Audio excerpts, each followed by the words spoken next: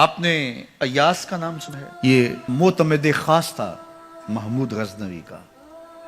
وزیر اس سے حسد کرتے ہوتے تھے کہ اس میں کیا خصوصیت ہے کہ بادشاہ اسی کو اہمیت دیتا ہے. ایک دن بادشاہ نے کوئی تربوز کاٹا، کوئی خربوزہ کاٹا یا کوئی اور ایسی چیز تھی، تو جس کو بھی دیا تو وہ کڑوا تھا، تو اس نے چوہی چکھا تو پھینک دیا، اور پھر بلایا یاس کو اور اس کو کاٹ کے اس کی پھانک دی، تو ایسے لطف سے کھانے لگا کہ جیسے اس سے لذیذ کبھی پھل زندگی میں دیکھا نہ ہو. تو سارے اندر ہنس رہے تھے، ایک دوسرے کو آنکھوں سے اشارہ کر رہے تھے، یہ دیکھو بے وقوف. تو بادشاہ رک گیا اور کہا کہ ایاس، یہ جو فروٹ تم نے کھایا ہے یہ میٹھا تھا یا کڑوا؟ کہا بادشاہ سلامت کڑوا. تو کہا پھر اتنے ذوق سے کیوں کھایا؟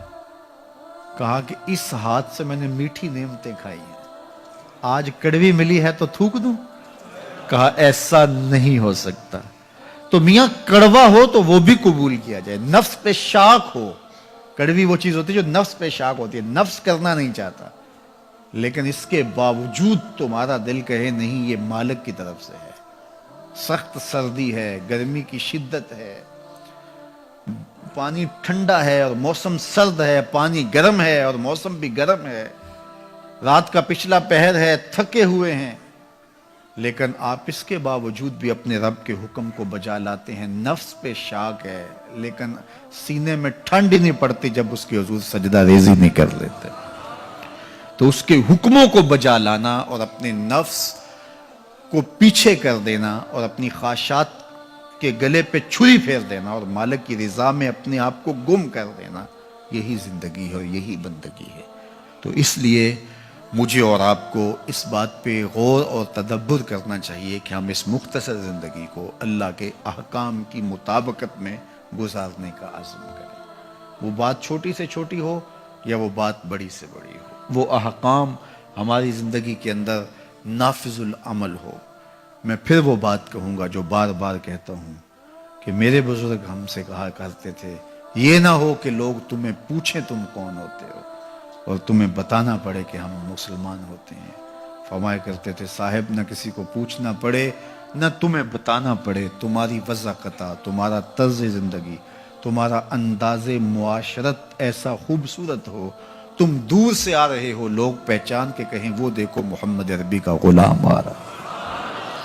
تم شکل سے پہچانے جاؤ، تم کردار سے پہچانے جاؤ، تم وعدے سے پہچانے جاؤ.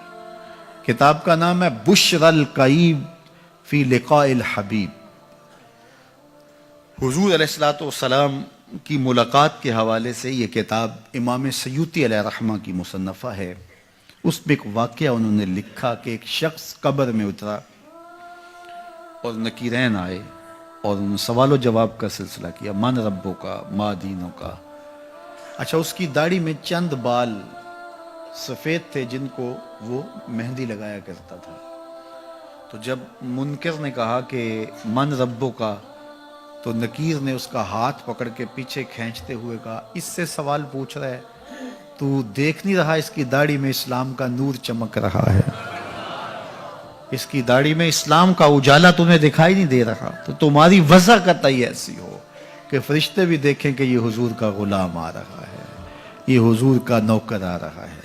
نور آنکھوں میں تو چہروں پہ اجالے ہوں گے، مصطفیٰ والوں کے انداز. دین کی بات پھیلانا صدقہ جاریہ ہے. ثواب کی نیت سے ویڈیو کو شیئر ضرور کیجیے. جزاک اللہ.